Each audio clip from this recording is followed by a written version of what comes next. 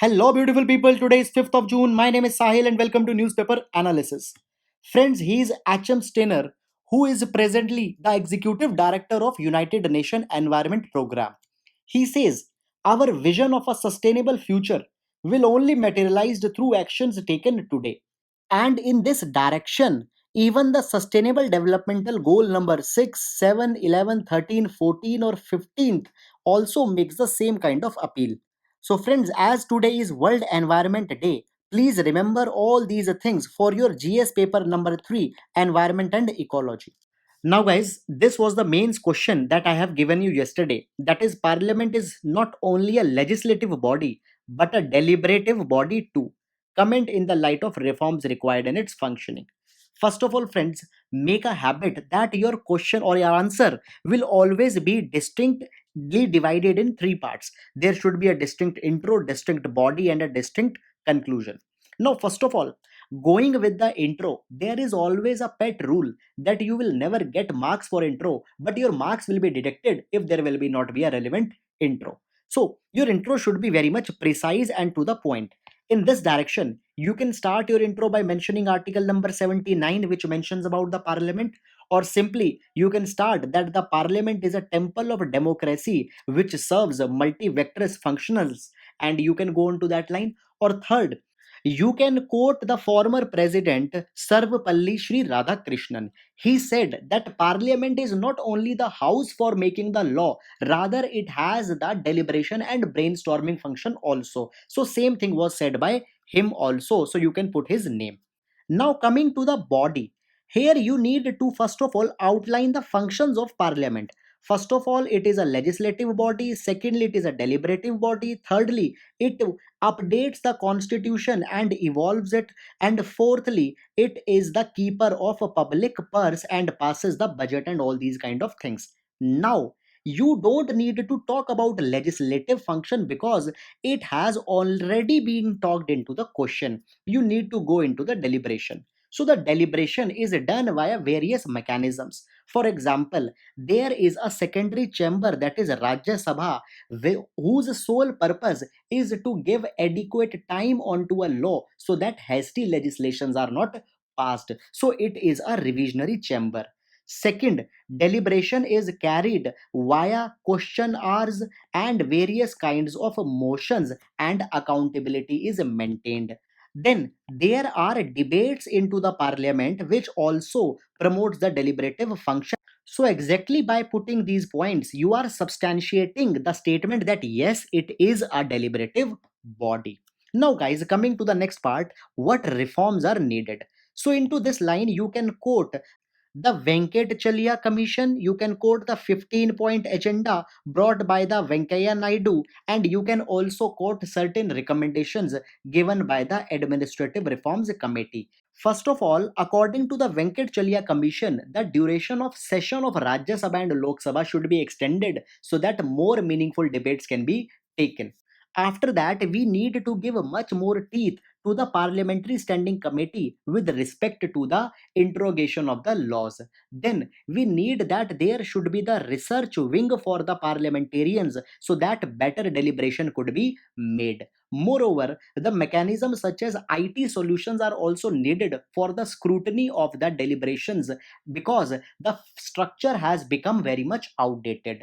So, on these lines, the reforms can be given. And finally, you need to conclude that the reforms are needed in any body to be relevant for all the times. Otherwise, it will lose its credibility. So, guys, in this particular way, you will be writing this question. And as it was a 15 marker, you need to complete it in within 2 pages. And all this matter will suffice for the 15 marker question. So, guys, that's all. And now let's take up the news analysis. First of all, friends, let's take the brief overview of the paper. First of all, we will see the areas where the Indo-China dialogue will be focusing. Then here we will see the Chief Labor Commissioner, what is it and what is its mandate. Then we will see about the periodic labor force survey here in this particular article. After that, guys, here we will see the concept of Laffer curve and the practical application into this case. Then guys, moving forward, now here we will see the recent demand for the clean air and what is the national air quality standards and the national clean air program. And now we are into the editorial section, and here we will see the recent US China confrontation for the aviation sector. And into the next article, here we will see how the relations between the US and China has evolved. Then guys, in this third editorial, we will see the Swiss cheese model and the need for the defense reforms. Now, going to the next page, here we will see that how social media platforms are becoming the arbiters of truth. Then the next editorial talks about the alternative protein. So we will see what is this concept all about. Now, moving forward, we will see the Indo-Australia bilateral virtual meet which has concluded and what are the key decisions that has been taken. After that, the TULIP scheme has been announced by the central government. So we will see what does it stands for. Then the Vande Bharat mission is to become the biggest evacuation mission. So we will see certain details here. Now guys, moving forward onto the international page, we will see that India is now supporting the GAVI alliance. So we will see in this particular direction that what is there. Then there are no news onto the business page. It's all about the corporate. And now let's start with the detailed analysis of the newspaper discussion. Now, friends, as we are seeing into the last few days that the confrontation between India and China is going on, and now the dialogue is scheduled between the lieutenant generals into the coming weekend. Now, as per this news item, the talks will be held on three areas. So, three locations we here will be seeing. So guys, just to see the three areas which has been mentioned as a mapping location. So first of all, the fingers region of Pangong has been mentioned. Then there is the Gogra, and the final is the Galwan. Now the Galwan has been into the news because this particular region traditionally was never into the dispute, and now the Chinese are also making the deployments here. Into the earlier videos we had seen about this thing. Now, friends, often this word fingers region come into the news. So basically, what exactly is this fingers region? So guys, this one is the Pangong Lake, and onto the north of Pangong Lake, there is a range which is called as the Chang Chenmo Range. And this Chang Chenmo Range is also called as the fingers by the Indian Army. Now, here you can see that there are 8 fingers, number 1 to 8. Now into this region, India claims that LAC passes from finger 8. So entire region up to finger 8 belongs to India, but actually the region up to finger 4 is controlled by India. But before this incident, the patrolling was made up to the finger 8, but the actual control was up to finger number 4. However, China says that LAC actually passes from finger number 2, and China claims that Indian position is only limited up to finger number 2. Now, before the incident, China was also patrolling up to the finger 2 region. And now what has happened? China has stopped the Indian patrolling up to finger number 2, and they are not allowing to move beyond the finger number 2, whereas traditionally we have hold the ground till finger number 4. So guys, please remember that these fingers are nothing but the Chang Chenmo range. So this is all. Now we'll move to next. Now, finally, the institutional data on the number of migrants have been released. Now, friends, we don't need to see that how many migrants are there, but there have been the problem that India lacks systematic data collection mechanisms, and in this capacity, India was criticized also because government was simply not knowing how many number of actual migrants and they are there and how many of them are stranded. So now finally the data has come. So guys, we will see the organization which has released the data. So the data has been released by the Chief Labor Commissioner, and now he is under the Ministry of Labor and Employment. Now the office of Chief Labor Commissioner was originally suggested by the Royal Commission on Labor, or also called as Whiteley Commission on Labor, which was established in 1929. Now guys, this labor commission noted that India's poverty is due to the flawed social and industrial setup of India, and the same thing was said by the Mahatma Gandhi also. Now guys, one thing please keep in your mind, that there are other royal commissions also. For example, Royal Commission on Agriculture, Royal Commission on Decentralization, as well as Royal Commission on Labor. So if a question comes in an exam, please be little bit careful. Friends, earlier also questions such as Butler Commission, Atchison Commission, Lee Commission question has been asked. So this is all. Now we'll move to next. Now, friends, periodic labor force survey has been released, and the survey says that unemployment rates in India has been improved in year 2018 and 19. Guys, we don't need to see that what datas have been there, but we will see about this particular survey. Now, one reason also is there to see it, because last year it was repeatedly into the news because of the unemployment data that was released. Now, friends, talking about the periodic labor force survey, then it is conducted by the NSSO. But now, as NSSO has been merged under NSO, that is National Statistical Office, so you can also call the NSO releases PLFS.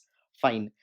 Now, NSO is under the Ministry of Statistics and Program Implementation. Please remember the ministry, because earlier also ministry wise question has been asked in prelims.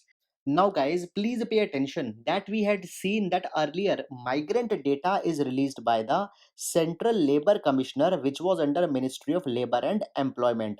However, the employment related data is being released by the Ministry of Statistics and Program Implementation. So please keep these things in your mind. Now guys, let's have a look on certain concepts. First of all, what do we understand by labor force? Now labor force includes three type of people. First of all, the ones who are actually working, others the who are seeking the work, and the third who are available for work. Now guys, in this, the ones who are working, they are also called as workforce. So first of all, for your prelims, very important, labor force and workforce are not same, they are different. Now guys, we come on to the concept of unemployment. Now who are unemployed? They are the ones who are ready to work at prevailing wages, but work is not available. So guys, if we want to count the unemployment, what we need to do, we from our labor force we minus our workforce, and we will get the unemployment. Now let's take some real life scenario. For example, you are preparing for UPSC exam, you have completed your graduation, you are not working. Are you unemployed? No. Why? Because you are not available for work. So simply you are not the part of labor force. Now friends, UPSC in economic question often gives you the situations, and then they ask the question. So please clarify all these things. So this is all. Now we'll go to next. Now, with this news, we will understand an important concept of Laffer curve. Now, guys, Laffer curve says that the tax revenue or the money by the tax will only be increased when the rate of tax will be optimum. Now, if the government will keep it too low, then obviously the recovery will not be there, because anyhow the rate is very less. However, if it is kept too high, then also the recovery will not be there, because the people will start avoiding the tax, they will not pay the tax, they will cheat.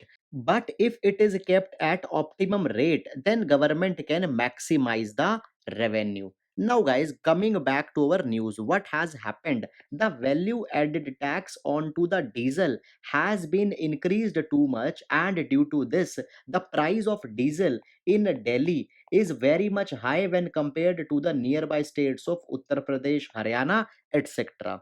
And now just for the reference purpose, we can see here the difference. So difference is nearly 7 rupees to 5.6 rupees. Now guys, what has happened? The truck drivers, they are simply fueling from the border areas of Haryana, UP and Punjab, and despite of increase into the tax rate, the revenue has not been increased. So guys, it is nothing but a simple economics that government should have considered. So guys, this is all about. Now we'll go to next.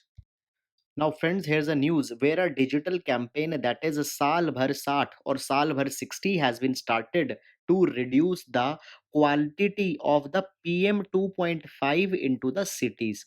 Now, guys, PM 2.5 or the particulate matter 2.5, they are very fine particles, and because they are very small, they can lodge into the respiratory tracts and cause various respiratory problems into the times to come. Now, guys, always PM 2.5 has been the problem into the Indian cities, and due to which majority of cities are not fit to live. But now, due to the lockdown, it has been seen that the majority of cities, they have seen a substantial reduction into the PM 2.5 as well as other pollutants. Therefore, there are the demands that as a matter of right to clean air, this particular thing should be ensured even after the lockdown ends, and the government should come out with a framework as how such lower level of pollutants and PM 2.5 can be maintained.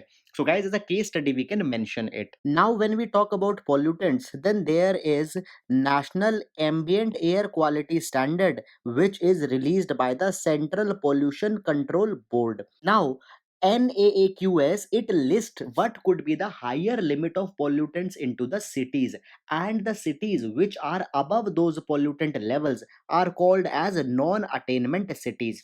Now, guys, in India there are more than 100 non-attainment cities. However, the number changes. Now, when we talk about this particular parameter, then the pollutants which are covered here are the sulfur dioxide, nitrogen dioxide, PM10, PM2.5, there is ozone, lead, carbon monoxide, ammonia, benzene, benzopyrene, arsenic, and nickel. So, guys, just keep a idea about the pollutants which are covered here.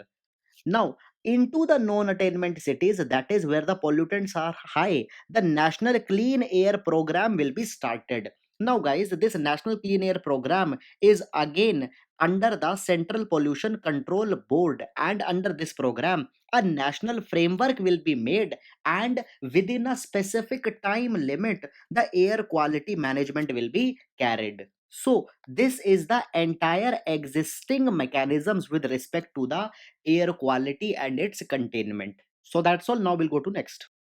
Now, friends, here are two editorials, and both of them talk about the rising tensions between the US and China relations. First of all, yesterday we had seen that now USA is contemplating to impose a ban onto the Chinese carriers that are flying into the USA. Why? The answer is simple, tit for tat. Guys, already the China has imposed a ban onto the USA's flight when the pandemic started, and even till now the China has not removed the ban on USA's carriers. So the same thing USA wants to do onto the China. Though USA had given them the time warning that they should remove, but no words in this direction has come from China. Now, seeing all these things, this thing could be calculated that we might now be going to the Cold War 2.0. Earlier, Cold War started where the two loggerheads were the USA and Russia, and now they could be the USA and China. And the reason, as we are calling, is a Cold War is not only this particular thing, but if you remember, yesterday we had seen a large number of reasons why the rivalry between the two countries is rising. These reasons are: first is the trade war. As I told you yesterday, that China is now the major dominant exporter. Then the 5G war, that is the technology war. Then the ideological war. Both are against each other. China is communism, America is capitalism. Though now China is also becoming capitalism, but still the inclination toward the state is very much even now. Then the attitude of China is not being appreciated by USA. For example, China is becoming too much aggressive into the South China Sea as well as into the Hong Kong. And now the USA sees all these actions as a threat to the democratic institutions around the world. Moreover, guys, recently the suspicion of USA towards the China is also increasing. For example, it recently a restriction on the Chinese scholars in the USA has been imposed if it is assumed that these scholars have a link with the People's Liberation Army of China. It is thought that they might pass the confidential information to China. Then, the next suspicion can be seen from the example. that now the USA has specifically told their financial regulators that they should closely monitor the Chinese firms whether they are indulging into some irresponsible kind of behavior. So all these things shows that the relation between the two countries have reached to a very low point. Guys, today China has become an irritant for the USA. But if we go into the historical context, it was only US who gave center stage to the China. For example, Nixon in 1972 started the building up of relation with the China under the leadership of Mao Zedong. That thing further elevated under the presidentship of Jimmy Carter, who, for wooing the China, de-recognized the Taiwan and said that Taiwan indispensably belonged to China. So it was an attempt to lure China. Then finally Bill Clinton paved way for Chinese entry into the World Trade Organization.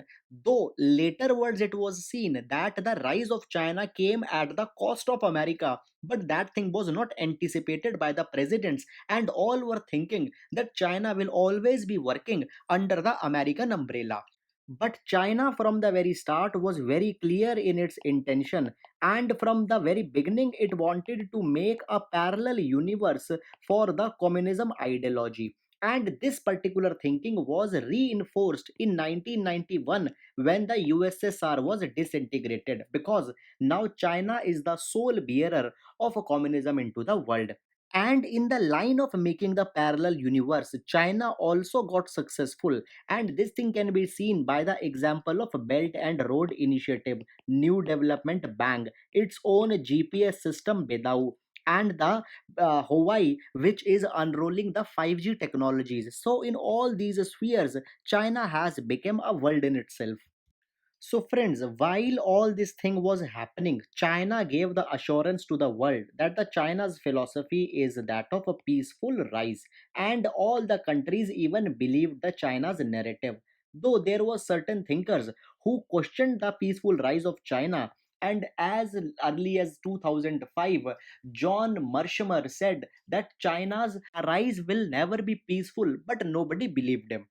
And finally, under the President Trump, the narrative of China's peaceful rise has been questioned, and everybody got to know about the China's master plan of unilateralism, aggression, and dominance. And now everybody is concerned. But today, the relation between US and China is just like these tangled wires. They are dependent on so much heavily on each other that their separation is next to impossible. For example, USA, from farm to factory, for everything it is dependent on China because China is the manufacturing hub. Whereas on the other hand, China is dependent on USA for the technological components. For example, microprocessors, semiconductors, and all these kind of things. And in all this while came the matter of Hong Kong. Right now, as already we know that the China is changing the status of Hong Kong by bringing the national security legislation. Now, earlier also countries were concerned against China, but matter of Hong Kong is very much different, because Hong Kong is not just a city or a region. Rather, Hong Kong is the upholder of ideas of democracy, capitalism, freedom, all these things into the Asia. And the Western world, particularly the Europe as well as America, are very much concerned about these ideas. And if China goes into the Hong Kong, then the repercussions will be very much dire. Moreover, the Hong Kong question will also be very strongly coupled with the China's actions into the initial days to control the pandemic. And in all this background, the backlash will be very much high. Now, guys, India is in a sticky situation because on one hand there is China, and whereas on the other hand there is the entire Western world. And to whomsoever India will favor, there will be criticism from the other side. So India needs to balance itself very much strategically right now. So, guys, this was all about this. Now we'll go to next. Friends, this editorial talks about the defense reforms, and here the reference of the Swiss cheese model has been taken. Now, guys, before going into the defense reforms, first of all, we'll understand what does this Swiss cheese model means. Now, guys, you might have seen the Swiss cheese, the ones with the holes in it. Now, guys, it has been said that any system consist different layers, and in all the systems there are certain shortcomings. But if the shortcomings are at a different level, then the shortcomings might not be able to pass from the second layer, and the problem will not arise. But if into some case the holes will align with each other, then if the problem will arise in one, then it will pass to second and to third, and finally the accident will occur. Therefore, we need to make sure that the vulnerabilities at the same level is not there, otherwise there will be problem. So it has been said that our defense sector contains three layers. First layer is represented by the policy making, which contains the Department of Military Affairs and the Ministry of Defense. Then the second layer consists of the defense research institutes such as DRDO, and the third layer consists the domestic manufacturing industry. So now applying the Swiss cheese model, it is being said that all these three layers should not have the vulnerabilities at the same level, otherwise there will be the inefficiency and accident will occur. Moreover, guys, now even the further layers are added, as there are the different wings of defense which also need to coordinate.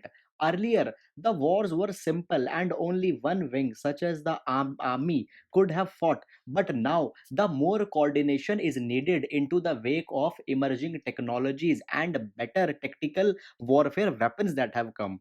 However, putting these three layers into perspective, we will take one example. Right now, government has announced that we will be going forward with the Atmanirbharta Abhiyan, and in this particular direction, the procurement of weaponry should be from the domestic sources. So, guys, this is one layer, that is the policy. Now, going to the other layer, that is to the actual forces and to the defense manufacturing capabilities, then we will find that there are certain vulnerable points. For example, if we take the example of the Air Force, then right now they need more than 300 fighter aircrafts to enhance their defense capabilities.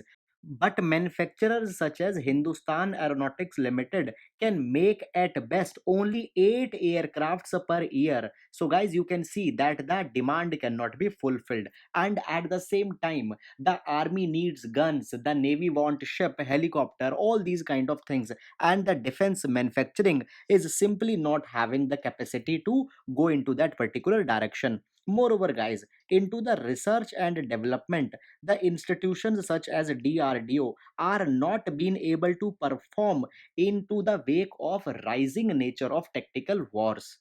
Therefore, even the research and development will not be able to catch up with the expectations of the policies. After all this comes the concept of creation of the joint theater commands. So, the joint theater command means that at one particular sector, all the wings of defense forces will come together and a coordinated response will be given during the time of an enemy attack. But problem here is that bringing all the three wings together needs that their assets, their capabilities, their practices should be well synchronized with each other, and this particular thing will take so much of time. But Chief of Defense Staff has laid a strict 3-year timeline for that particular thing. Now, guys, China in 2015 bring the concept of joint theater commands, but fully has not been able to materialize even till today. And even the USA is working in that particular direction. So, guys, this is another case in point as how CDS is having some expectations which might not be synchronized with the capabilities of all the defense wings. So, therefore, all the three slices in terms of different segments, different forces have to synchronize with each other so that a coordinated response can be given into the times to come. So, guys, this was all about this, and now we'll move to next. Now, guys, this particular article is a coordinated discussion between Miss Mishi Chaudhary and Rishabh Bailey, who are the legal consultants. Now, guys, this particular editorial talks about the social media giants and their roles into the present times. Now, there are certain sub clauses with respect to the US law which has been mentioned. We will not be discussing because that will not be necessary for our exam. So, going on to the article, it is being said that the social media giants such as Facebook and Twitter are becoming immensely influential, and the question is being asked that are they the arbiters of truth? Now guys, first of all, arbiters of truth means a person who decides that what is true and what is false. Now why this thing is coming? Because recently Mr. Donald Trump's tweet was regarded as wrong by the Twitter, and in this direction Donald Trump argued that Twitter is becoming the arbiter of truth, and the Donald Trump can take action against such kind of platforms. So, is it the case that really these giants decide what is true and what is false? So, there are two things. Some people say yes, some people say no. Now, guys, yes, it is said because they have so much of clout by the way of their user policies, by the way of their control, censoring their policies, that they actually decide that on what content they will take action, on what content they will not take action. Sometimes even the innocent posts are banned, and on the other times even the communalistic and hate mongering tweets and posts even go unnoticed. Now coming on to the other side, it is being said that such thing is not being done deliberately because the content is so much that it is simply not possible to monitor everything. Secondly, the question of them being the arbiters of truth doesn't arises because specifically the US Decency Act gives them the power that they can choose their content, they can choose what they will allow, what they will not allow, and all these kind of things. So they are not doing anything wrong, rather it is the part of their policies and practices. Now after all this, there is one more question. Now it is being said that these platforms has gained so much of influence into the present times that a concern is arising because no one into the history has held so much of influence on all the peoples, and even that organization being private. So the answer is that yes, their influence had increased. They hold so much of control over the people's life, but at the same time, they had also given so much of benefits to the humanity. For example, the freedom of speech, freedom of expression, and the efficiency of businesses had been facilitated by these platforms. So with that, the costs are also coming. But these platforms are also now aware that it is the time for the regulations, and world over the countries are coming with the laws also. For example, we can take the example of the antitrust law. Even into the India, the antitrust legislations have been filed. In Australia, the questions of sharing the revenue by the Google with the publishers are arising. So the thing is that they have hold the control, but now the regulation is also coming. So, guys, in all the light, we can say that social media has turned to be necessary evil. It has some wrongs, sometimes it happens to be partial, but it is necessary also, given the benefits that it has given to the community. So, therefore, both type of things are there. So, guys, this is all. Now we'll go to next. Now, friends, this article draws a link between our dietary and food patterns and how they are becoming the problematic in present times. So, therefore, there is a need of alternative protein or alternative food. Now, presently, if we take example over the world countries, then the major dietary source is the animal-based diet, such as the meat, milk, poultry products, and all these kind of things. But this animal-based diet creates a lot of pressure onto the nature as well as earth. Why? Because these animals, they require significant of land in order to accommodate them. Secondly, specialized food or grasses are needed to feed them. Then thirdly, they consume a lot of water, which creates the water scarcity. And then these animals are the major source of the methane, which happens to be a major greenhouse gas and is responsible also for the climate change. Moreover, guys, into the recent pandemic, it this thing is very much clear that the virus has some animal origin, and came from the wet market of the Wuhan. So, if the animal based diets will continue into the times to come, also, such zoonotic viruses can make entry into the human ecosystem. And even the United Nations Food and Agriculture Organization says that the animal based food system is the most important contributor to the environmental pressure. and therefore we need the alternative ways of protein. Now the technologies are available where the synthetic food can be made. So guys, the synthetic food is that by taking the animal cells, we can make the food which can imitate the meats, eggs and the dairy products. So it is coming entirely from the plant ingredients, therefore it will not pose all these pressures onto the nature. And even the advances have been made substantially by Singapore as well as Canada. And when we talk about the taste of these synthetic foods which have been made by plant, there is no variation, and even the texture remains the same. The person eating them can't tell the difference. But still, these things have not been adopted by such kind of excitement. And in this background, we reach to the case of India. Now, friends, into the major developed countries, there is a phenomena of factory farming. So, factory farming means that into the giant factories, animals are being raised, poultries are being kept, and often into the unhygienic conditions also. So, there happens to be a problem.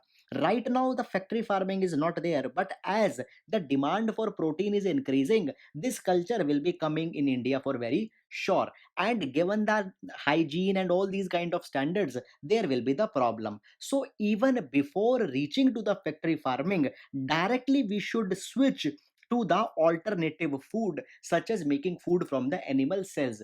And in this direction, the support by the government is needed, and research and development should also come so that we can contribute positively and will not give additional burden onto the nature in terms of depleting resources. So guys, that is all about this particular thing. Now we'll move to next. Now, friends, this article talks about the recently concluded bilateral meet between the India and Australia. If you remember, a couple of days back, we had seen a very exhaustive editorial onto the India-Australia ties. However, if you have not, then you can see it into the 30th of May newspaper discussion at 17:37 minutes. However, guys, now the yesterday virtual meet between the India and Australia has been concluded, and it is the first virtual bilateral meet of India. Now, in this particular meet, we had elevated the strategic partnership between India and Australia to the comprehensive strategic partnership. Now, guys, a comprehensive strategic partnership is one step ahead and deals with the mutual understanding, trust, common interest, share values, and all that kind of things. It will look good to write into the books. Now, guys, moving beyond the comprehensive strategic partnership, there is one more level, that is the comprehensive economic cooperation agreement, SECA.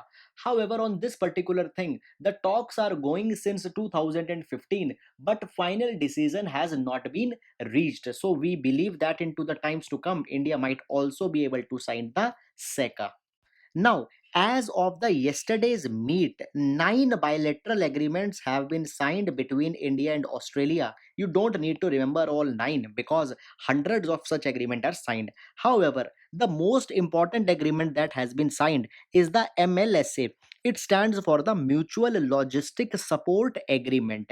Now, by this particular agreement, both India and Australia will be able to use each other's military bases for the repair and replenishment of supplies. Now, guys, it is very important for the defense cooperation, and by the signing of MLSA, the exercise between India and Australia, that is OS index, will also be able to be concluded much more effectively. Now, guys, such agreement India had already signed with the USA in 2016, and further, such military logistics agreement India will also sign with the other countries. Now, guys, one analytical question, though not given into the article: why do we need to sign these agreements with other countries? Why we are signing them? So the answer is very simple. Guys, into the long term, India aims to be the blue water navy, that is the navy which has a presence in all the oceans of the world. And for that particular thing, we need the supportive bases all around the world so that we can dock, restock, refuel, all these kind of things. So in that particular dimension, all these things are being done. Moreover, The shared vision for maritime cooperation in Indo-Pacific was also signed between both the countries. So it is the support agreement that both will hold each other's values and each other's interest into the India-Pacific. However, at the same time, no discussion onto the China was held, as both the countries are fed up with the China's unilateralist behavior. So guys, all these things have happened into the meet that has been concluded. Please remember the key highlights such as the comprehensive strategic partnership MLSA and the shared vision. Don't go too much into the details. Now we'll move to the next. Now, friends, into the aftermath of rising unemployment, a new scheme has been launched by the government, that is TULIP. It stands for the Urban Learning Internship Program. Now, guys, it is a joint initiative between the Ministry of Housing and Urban Affairs and AICTE, which stands for All India Council for Technical Education. Now, it has been said that there are a lot of graduates which are passing from the technical courses such as BTECs and all that. Now, they will be given internship into the smart cities as well as into the other urban bodies. There they can learn skills into the management, into the urban utilities, water supply, waste management, all these kind of things. Now, guys, by this particular thing, the urban administration will get the much needed talent and energy, and the youth will get the experience which they can use further for their career progression. However, the government has said that though stipend will be available or not, there is no guarantee for that particular thing. Moreover, for this TULIP initiative, even no separate budget has been allocated. Rather, the municipalities or the smart cities which have their own budget, out of that money only, if they want, they can give the stipend to the entrance. Now, leaving the money matter aside, there is a problem in Indian graduates that they are not employable. So, in that particular direction, the schemes becomes very important, as it may instill the marketable skills into the graduates by which they can make a good career. So, guys, just as a reference, we can use this particular thing, as it will be helping into the skill development also.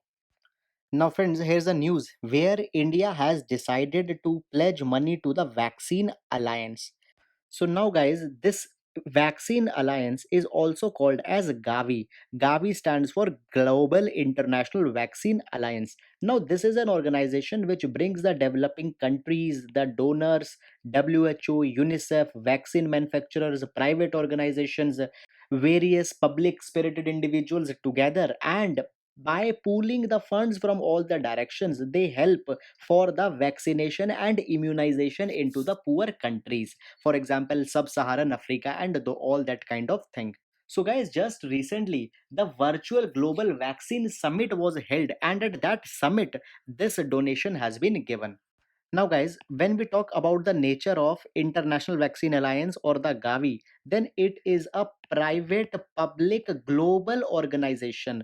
Now, many a times in UPSC, the question has been asked about the nature of organization. For example, question on amnesty has been asked, border without doctors has been asked. So there could be a question. Therefore, we have discussed this. So guys, only this. Now we'll go to next. Now, guys, here's a small news that the Vande Bharat mission is now scheduled to break the biggest evacuation record that India had created in 1990, when the passengers from Kuwait are airlifted due to the Gulf War. Now, guys, Vande Bharat mission is being run by the Ministry of External Affairs, under the different phases, people from different parts will be evacuated. So, guys, here the USA, Europe, the neighboring countries, all countries are covered here. Now, people are being evacuated from the non scheduled commercial flights, ships, as well as land transportation mediums will also be used. Now, guys, one thing, under this evacuation mission, the passengers are needed to pay back for their expenses also. It is not a free service. Moreover, and not anybody can come here, but only the people who are stranded or have the compelling grounds, only they can return back. So, earlier record was nearly 1.76 lakh nationals were rescued earlier, and now this particular mission will be going more than 3 lakh and 48,000. So guys, though these numbers are not important, but some basic details you should have in your mind. So guys, this is all about the important articles, and now we'll go to the question answer section. Friends, just pause the video and try to answer the questions. So friends, the first question is on to the border area development program, which we had seen yesterday because of some construction activities. So you need to tell the correct answer. Now the question number 2, you need to tell which of them are the major ports, because some are major, some are minor. These type of questions are often asked into the geography. Now the next question is with respect to the Kaziranga National Park, as many times such kind of questions have been asked. So guys, please consider the statements. Now guys, the next commission is with respect to the PCIM and H mission of the government. You need to consider the statements and need to answer the correct code. And now we'll go to the mains question. So, guys, the main question for today is this: the sound defense preparedness is the consequence of integration of not only three armed forces but also to minimize bureaucratic military divide. So, you need to comment in the light of challenges into the defense procurement and need to suggest some measures to ensure the Atmanirbharta in defense. So, guys, this is a highly probable question in our GS paper number 2. So, please try to answer it. So guys, that's all about the today's newspaper discussion. I hope you are liking it. Thank you so much.